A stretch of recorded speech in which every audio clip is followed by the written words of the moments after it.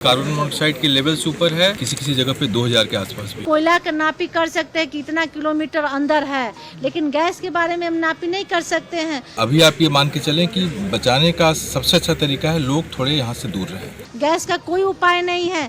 Risk के बहुत ऊपर है। सरकार और विशेषज्ञ मिलकर मिली भगत से मेडिकल हो या आने जाने की सारी व्यवस्था वहाँ पे करके रखें। गरीब परिवार को लात मारने का काम कर रही है। स्थिति अच्छी नहीं है।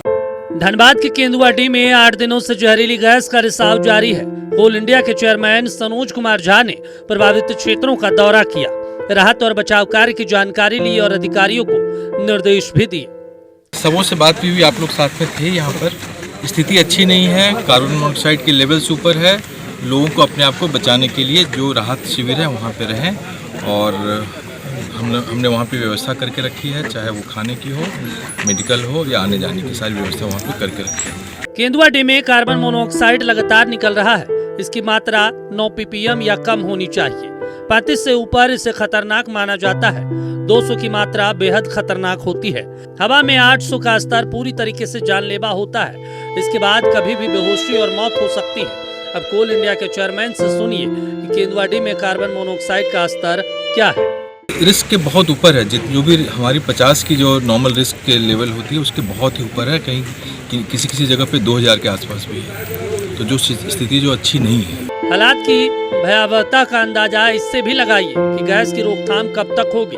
इसके बारे में कोल इंडिया के चेयरमैन तक कुछ कहने को तैयार नहीं है, और उनका साफ कहना है यहाँ के लोगों को कहीं और चला जाना चाहिए। अपनी जान बचानी है तो यहाँ से जाना ही होगा।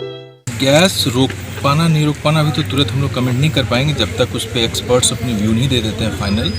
लेकिन अभी आप ये मान के चलें कि बचाने का सबसे अच्छा तरीका है लोग थोड़े यहाँ से दूर रहें। सबसे अच्छा तरीका अभी वही है। विश्वास, अपनी जान बचानी है, लोगों को अपनी जान बचानी है। बस ये लोगों को ये ध्यान रखना, अपनी जान बचानी है। इसके पहले कोल इंडिया के तकनीकी निदेशक अच्युत घटक ने केंदुआडीह का दौरा कर चेतावनी दी थी कि क्षेत्र में जहरीली गैस का प्रकोप लगातार बढ़ता जाएगा।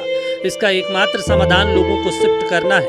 केंदुआडीह की गूंज सदन में भी सुनाई थी। जरिया विधायक रागिनी सिंह ने इसे उठाया।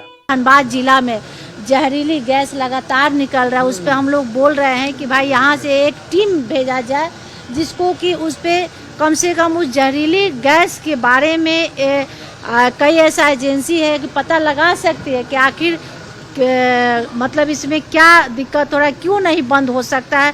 आप कोयला का नापी कर सकते हैं कितना किलोमीटर अंदर है, लेकिन गैस के बारे में हम नापी नहीं कर सकते हैं। गैस का कोई उपाय नहीं है। यानी ये कहीं ना कहीं षड्यंत्र है हटाने का।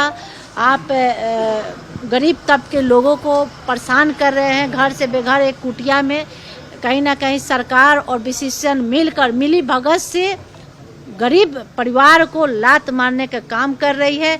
ये जो हम लोग होने नहीं देंगे।